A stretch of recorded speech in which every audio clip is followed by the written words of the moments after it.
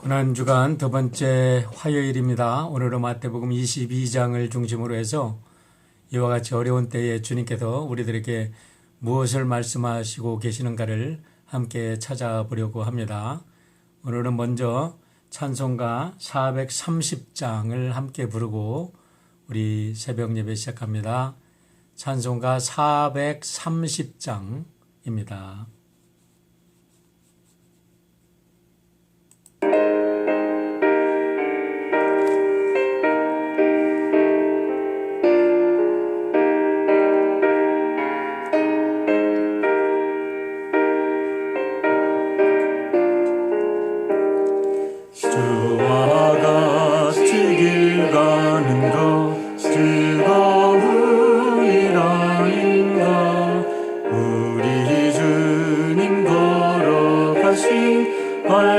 발자취를 밟겠네. 한 걸음 한 걸음 주 예수와 함께 날마다 날마다 우리 걸어가리. 어린아이 같은 우리 미련하고 역하나 주의 손에 이끌리어 생명길로 가겠네. 한 걸음 한 걸음 주 예수와 함께 날마다 날마다 우리 걸어가리.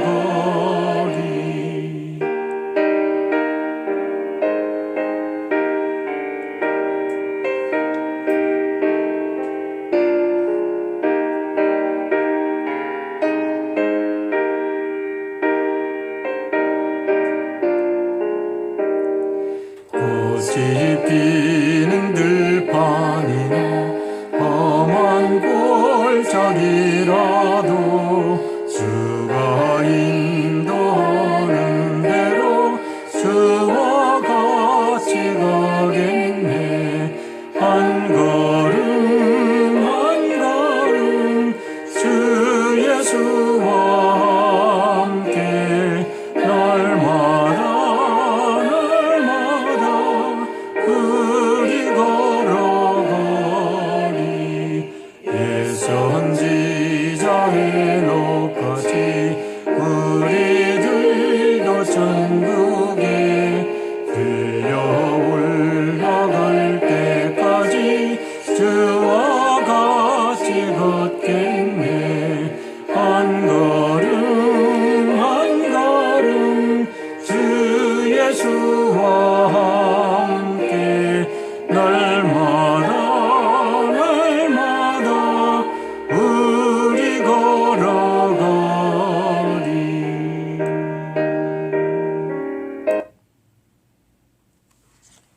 기도하겠습니다. 자비로우신 아버지 하나님, 감사합니다. 우리가 한 치 앞도 내다볼 수 없는 어리석은 인생입니다. 오직 우리가 오늘도 가장 아름답게 가장 행복하게 사는 길은 주님과 손잡고 한 걸음 한 걸음 걸어가는 것인 줄 믿습니다. 오늘도 깜깜한 세상이지만 믿음으로 주님과 함께 걸을 때 우리의 삶이 빛이 되고 우리의 삶이 이 땅의 소망이 되는 것을 믿습니다. 힘들고 어려운 세상입니다. 모든 사람들이 힘들다고 말할 때에 우리가 주님 바라보며 힘차게 걷는 모습이, 우리가 힘차게 찬양하며 살아가는 모습이 저들에게 소망이 되고 힘이 되는 귀한 삶이 될 수 있도록 오늘 하루도 부활의 믿음으로 우리를 지켜주시고 부활의 능력으로 축복하여 주시옵소서. 예수님의 이름으로 기도하옵나이다. 아멘. 오늘 마태복음 22장 새 번역으로 함께 읽겠습니다. 마태복음 22장입니다. 마태복음 22장. 예수께서 다시 여러 가지 비유로 그들에게 말씀하셨다. 하늘나라는 자기 아들의 혼인잔치를 베푼 어떤 임금에게 비길 수 있다. 임금이 자기 종들을 보내서 초대받은 사람들을 잔치에 불러오게 하였는데 그들은 오려고 하지 않았다. 그래서 다시 다른 종들을 보내며 이렇게 말하였다. 초대받은 사람들에게로 가서 음식을 다 차리고 황소와 살찐 짐승을 잡아서 모든 준비를 마쳤으니 어서 잔치에 오시라고 하여라. 그런데 초대받은 사람들은 그 말을 들은 척도 하지 않고 저마다 제 갈 곳으로 떠나갔다. 한 사람은 자기 밭으로 가고 한 사람은 장사하러 갔다. 그리고 나머지 사람들은 그의 종들을 붙잡아서 모욕하고 죽였다. 임금은 노해서 자기 군대를 보내서 그 살인자들을 죽이고 그들의 도시를 불살라 버렸다. 그리고 자기 종들에게 말하였다. 혼인 잔치는 준비되었는데 초대받은 사람들은 이것을 받을 만한 자격이 없다. 그러니 너희는 내 거리로 나가서 아무나 만나는 대로 잔치에 청해 오너라. 종들은 큰 길로 나가서 악한 사람이나 선한 사람이나 만나는 대로 다 데려왔다. 그래서 혼인잔치 자리는 손님으로 가득 차게 되었다. 임금이 손님들을 만나러 들어갔다가 거기에 혼인 예복을 입지 않은 사람이 한 명 있는 것을 보고 그에게 묻기를 이 사람아 그대는 혼인 예복을 입지 않았는데 어떻게 여기에 들어왔는가 하니 그는 아무 말도 하지 못하였다. 그때 임금이 종들에게 분부하였다. 이 사람의 손발을 묶어서 바깥 어두운 데로 내던져라. 거기서 슬피 울며 일을 할 것이다. 부름받은 사람은 많으나 뽑힌 사람은 적다. 그때 바리새파 사람들이 나가서 어떻게 하면 말로 트집을 잡아서 예수를 올무에 걸리게 할까 의논하였다. 그런 다음에 그들은 자기네 제자들을 헤롯 당원들과 함께 예수께 보내어 이렇게 묻게 하였다. 선생님, 우리는 선생님이 진실한 분이시고 하나님의 길을 참되게 가르치시며 아무에게도 매이지 않으시는 줄 압니다. 선생님은 사람의 겉모습을 따지지 않으십니다. 그러니 선생님의 생각은 어떤지 말씀하여 주십시오.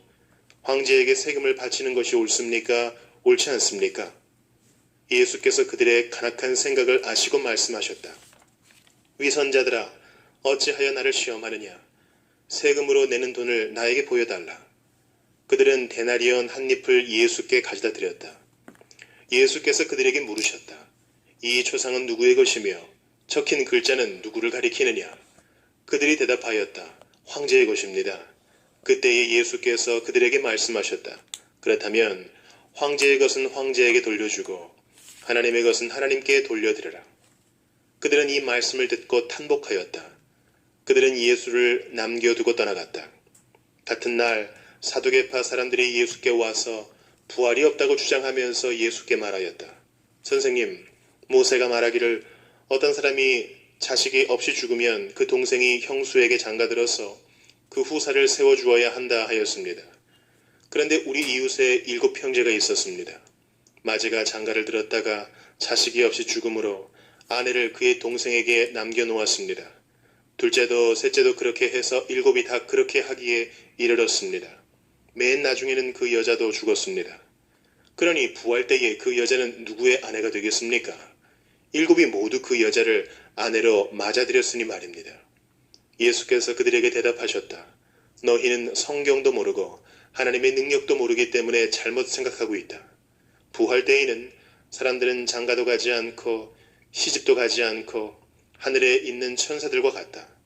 죽은 사람들의 부활을 두고 말하면서 너희는 아직도 하나님께서 너희에게 하신 말씀을 읽어보지 못하였느냐? 하나님께서는 나는 아브라함의 하나님이요 이삭의 하나님이요 야곱의 하나님이다 하고 말씀하셨다. 하나님은 죽은 사람의 하나님이 아니라 살아있는 사람의 하나님이시다. 무리는 이 말씀을 듣고 예수의 가르침에 놀랐다. 바리새파 사람들이 예수가 사두개파 사람들의 말문을 막아버리셨다는 소문을 듣고 한자리에 모였다.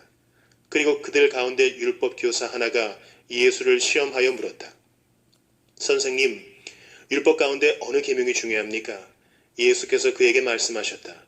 내 마음을 다하고 내 목숨을 다하고 내 뜻을 다하여 주 너의 하나님을 사랑하여라 하였으니 이것이 가장 중요하고 으뜸 가는 계명이다. 둘째 계명도 이것과 같은데 내 이웃을 내 몸과 같이 사랑하여라 한 것이다. 이 두 계명에 온 율법과 예언서의 본뜻이 달려있다.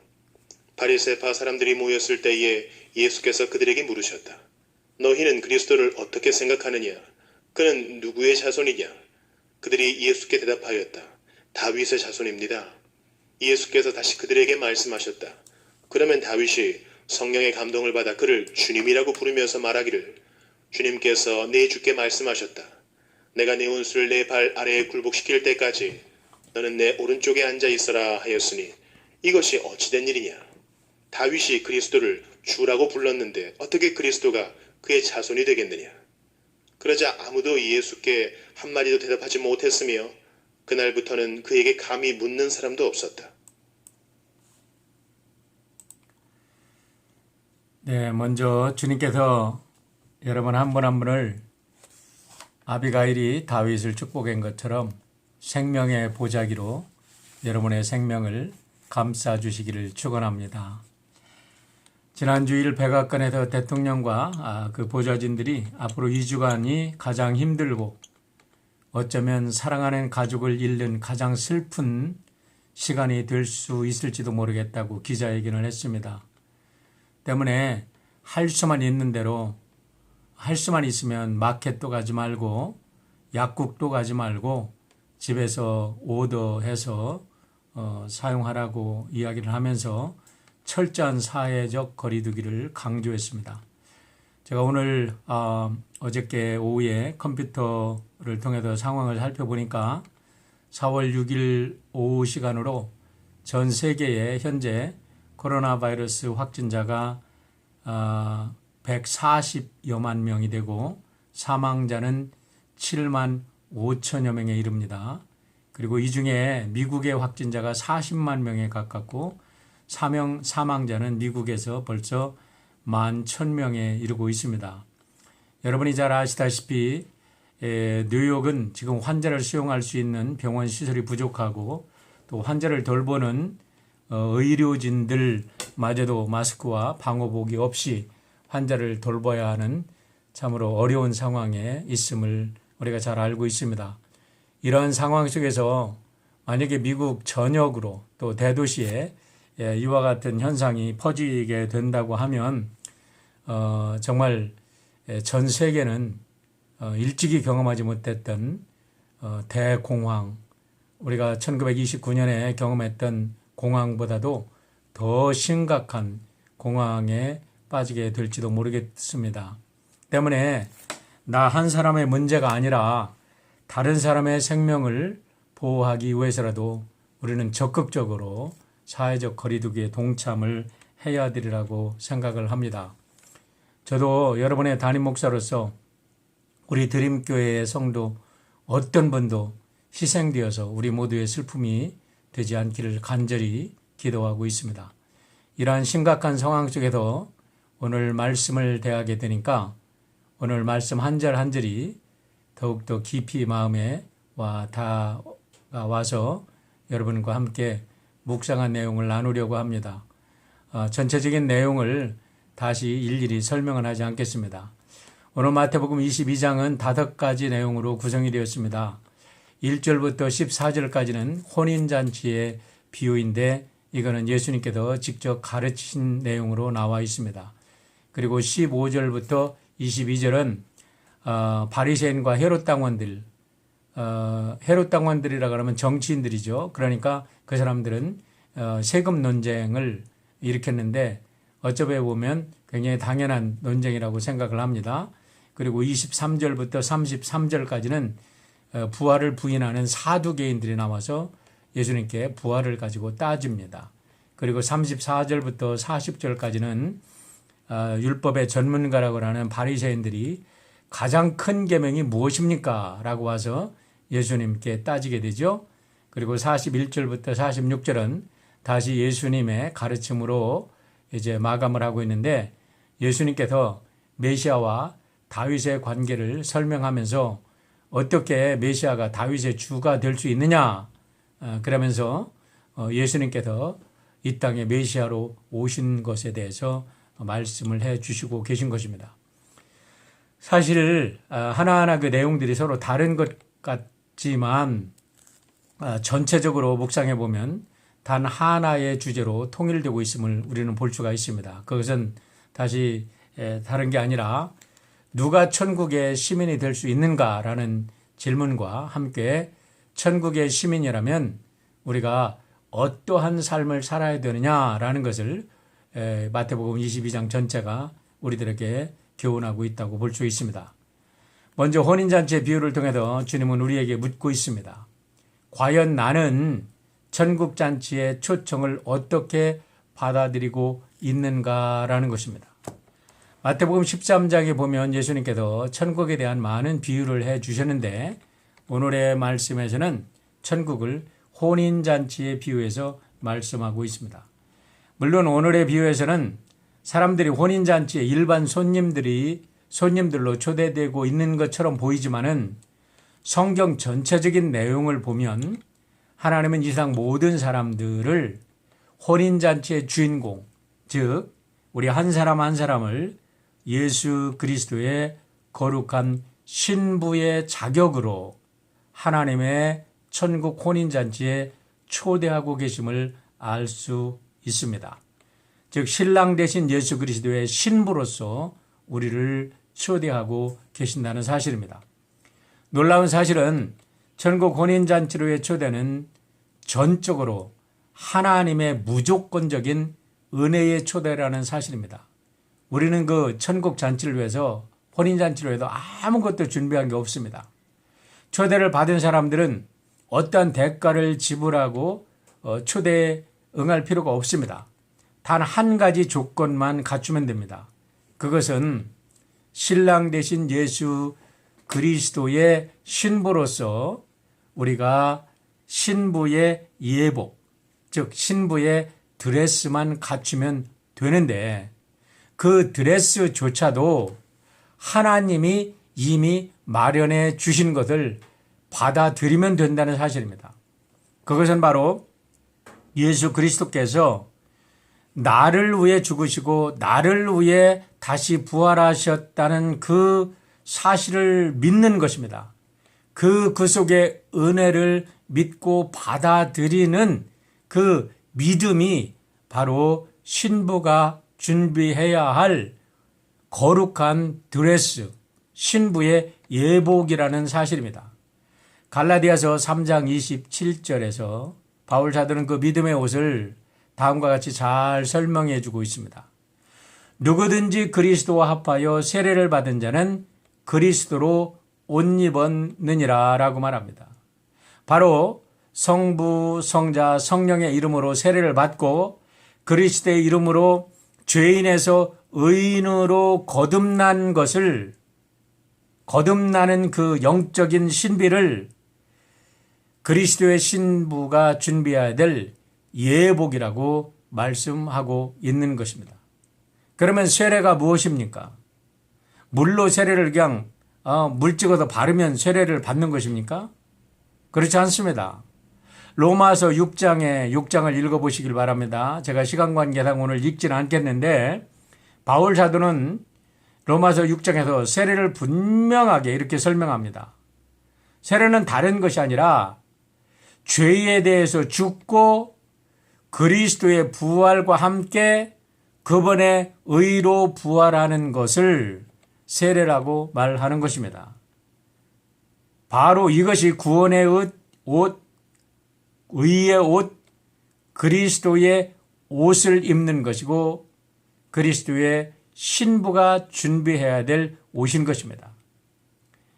이것이 신랑 되신 예수 그리스도의 신부가 되는 유일무이한 조건이며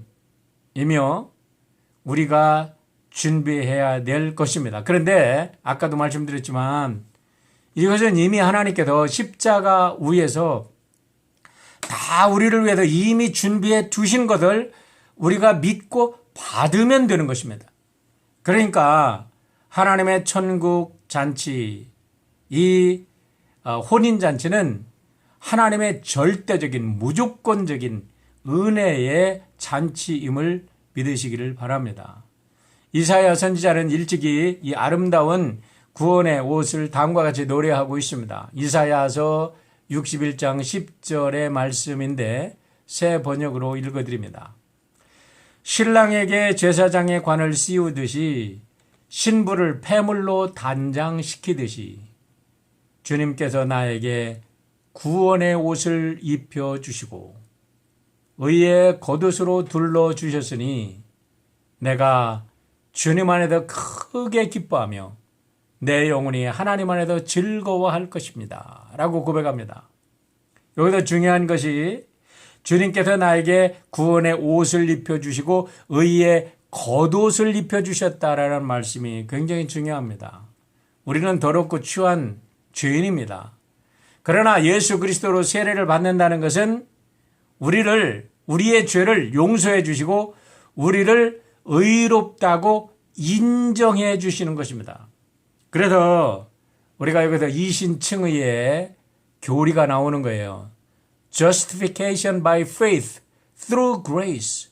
하나님의 은총이 파운데이션이 되고 우리는 그 은총을 믿음으로 해서 justify, 우리가 의롭다고 인정되는 것입니다.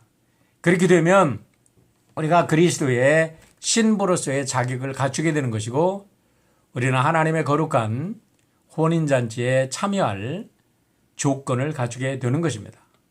오늘 마태복음 22장의 혼인잔치는 바로 이와 같은 성경 전체에 나타나 있는 하나님의 구원의 비밀들이 함축되어 선포된 비유임을 알아야 합니다. 한 발자국 더 나아가서 이 혼인잔치의 비유 속에 들어있는 구원의 비밀을 좀 더 캐보면 다음과 같습니다. 이것을 아는 게 굉장히 중요한데 첫 번째는 혼인잔치로의 초대는 조건이 없는 초대이지만 분명한 것은 시간이 제한되어 있다는 것입니다. 세상 일에 바빠서 나는 다음에 가야 되겠습니다. 그런데 그 다음에 기회가 주어지지 않을지 아무도 모른다는 겁니다. 하나님께서 기회를 열어놓고 기다리시지 않아서가 아니라 내가 이 땅에 살아야 할 시간이 얼마나 남아있는지를 아무도 모른다는 거예요. 저도 모릅니다. 여러분도 모릅니다. 요즘 유명한 정치인들, 학자들, 배우들 뿐만 아니라 평범한 수많은 사람들이 갑자기 죽음의 사신의 초청을 받고 이 세상을 떠나고 있습니다. 새벽이지만 용서하시고 들으시기를 바랍니다. 기분 나쁜 질문이라고 생각할지 모르겠지만 여러분에게 단도직입적으로 꼭 드리고 싶은 질문이 있습니다. 여러분의 차례는 언제라고 생각합니까? 여러분을 부를 죽음의 사신이 언제 찾아오리라고 생각합니까? 아무도 모릅니다. 오늘 저녁일지도 모릅니다. 그러면서도 어떤 사람들은 나는 밭에 가서 밭을 갈아야 돼. 나는 회사에 가서 회사를 돌봐야 돼. 나는 장가 들어야 돼. 내 자식 장가 보내야 돼. 아직도 세상에 즐길 일들이 너무 많아. 그렇게 생각하면서 주님의 신부가 되지 못한 분들이 혹시나 계시다면 이제 더 이상 지체하지 않기를 바랍니다. 여러분과 가족들에게 중요한 일을 하시지 말라는 게 아닙니다. 중요한 것은 먼저 하나님의 초청을 받아들이시고 예수님의 신부의 자격을 갖춘 다음에 무슨 일이든지 하십시오. 그 시간이 얼마가 주어질지는 모릅니다. 마음껏 세상에 나가서 세상 일을 하십시오. 그러나 가장 우선되는 일은 오늘 이 시간 예수 그리스도를 나의 주 나의 하나님으로 나의 구세주로 믿고 고백하고 순종하는 일을 지체하시지 말라는 것입니다. 바로 오늘 이 순간입니다. 더 이상 지체하지 마십시오. 오늘 저녁에 우리는 하늘나라에 갈지도 모릅니다. 아니 오늘 낮에 갈지도 모르죠. 둘째로 하나님의 초대는 강압적인 초대가 아니라는 겁니다. 초대에 응할 것인지 말 것인지는 각자의 선택입니다. 그러나 그 선택의 결과는 천국과 지옥임을 분명히 알아야 합니다. 셋째는 아주 중요한 사실이 있습니다. 다시 한번 강조합니다. 호린잔치에 누구나 초대됩니다. 누구나 값없는 은혜의 잔치, 값을 치르지 않고도 초대될 수 있는 잔치이지만 반드시 예수 그리스도 우리의 신랑 되신 그분 앞에 나아갈, 그분에게 합당한 예복을 입고 나아가야 한다는 것입니다. 다른 것이 아닙니다. 예수 그리스도만이 나의 주, 나의 하나님, 나의 구세주임을 고백하는 것입니다. 지체하지 마시길 바랍니다. 오늘 이 시간이 마지막으로 주어진 기회일지도 모릅니다. 이 사실이 분명해지면, 내가 천국의 백성이 되었다는 사실이 분명해지면 오늘 본문에 나오는 나머지 말씀들은 모든 것이 질문할 필요도 없이 다 해결이 되는 것입니다.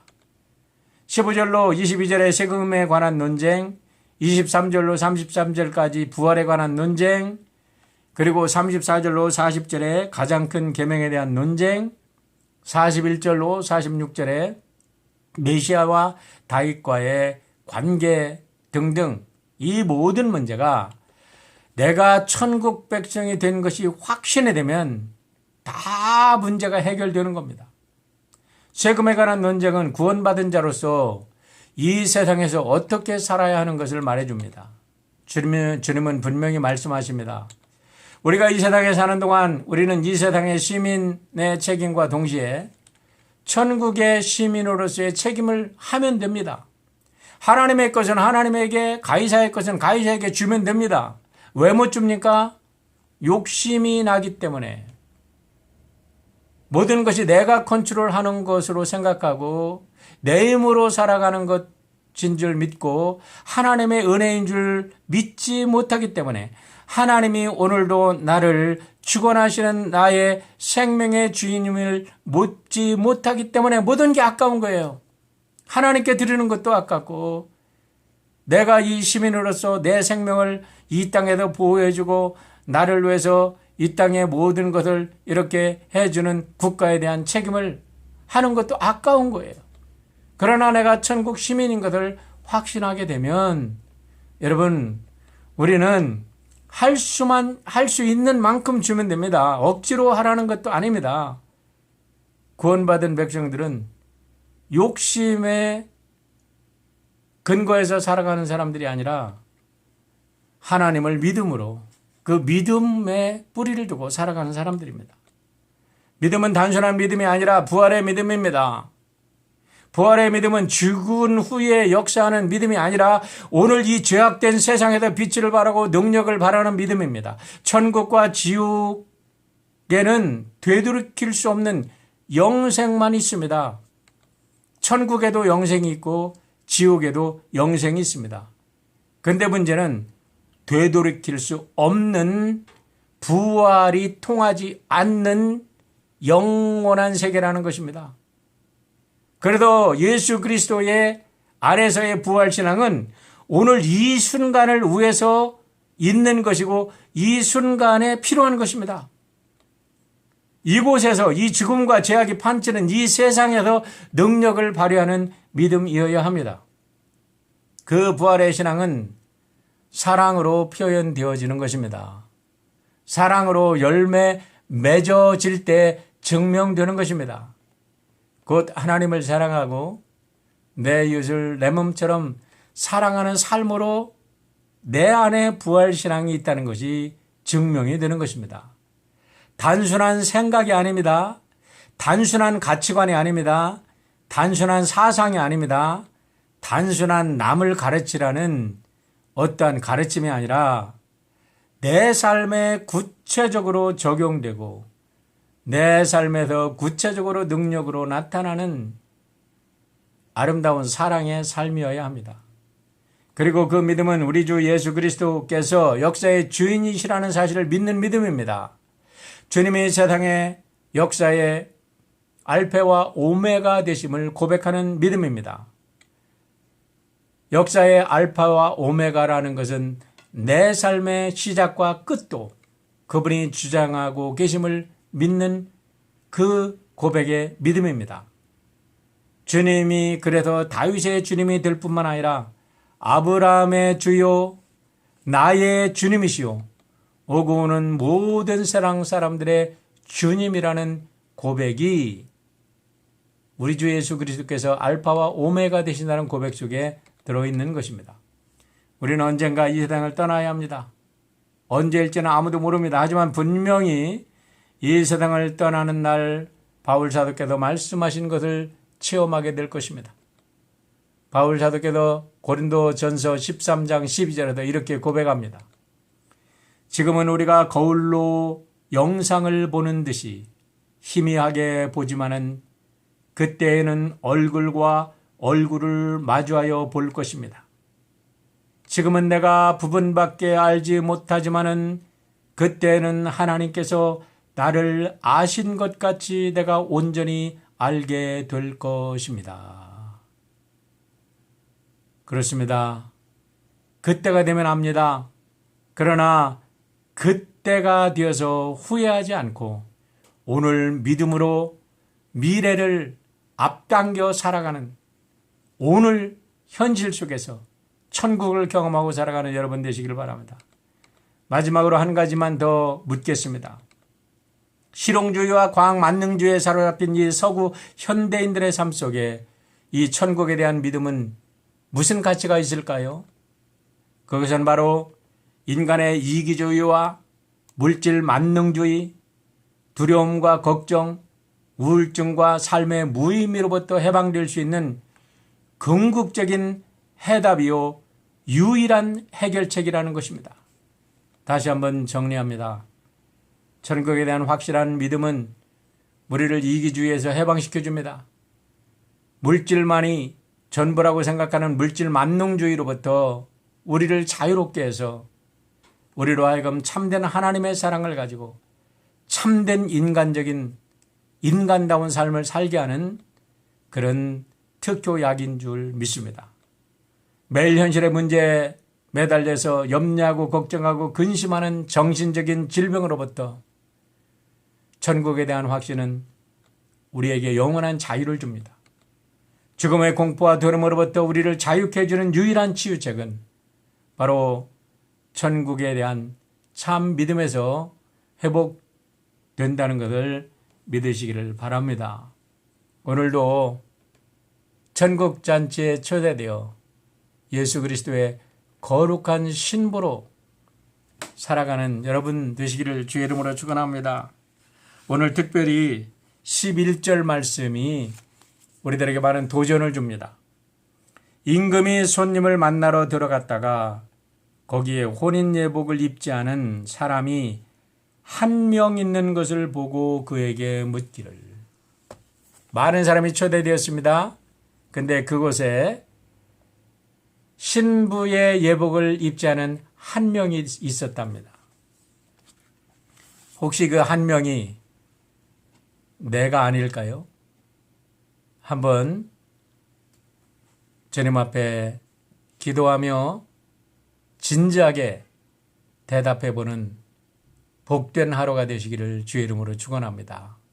기도하겠습니다. 사랑의 아버지 하나님 감사합니다. 순환의 계절입니다. 예수님께서 십자가의 순환을 앞두고 고통당하신 것처럼 온 세상 만물이 고통당하고 있습니다. 인간의 죄악으로 온 세상이 고통당합니다. 아버지 하나님, 그러나 주님은 이 죽음을 십자가에 못 박아버리고 영원히 죽음을 죽음으로 승리하셨습니다. 예수님의 죽음은 온 세상의 죽음이요 또한 온 세상의 부활임을 믿습니다. 지금은 순환 속에 모두가 죽어가는 것 같지만 우리는 예수 그리스도의 영원한 부활의 능력을 믿고 다시 한번 부활의 능력 안에 살아가는 주의 백성임을 선포하고 증거하고 증명하는 복된 하루가 되도록 축복하여 주시옵소서.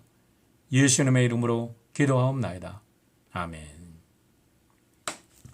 오늘도 멋지게 부활의 믿음으로 승리하시기를 주의 이름으로 축원합니다.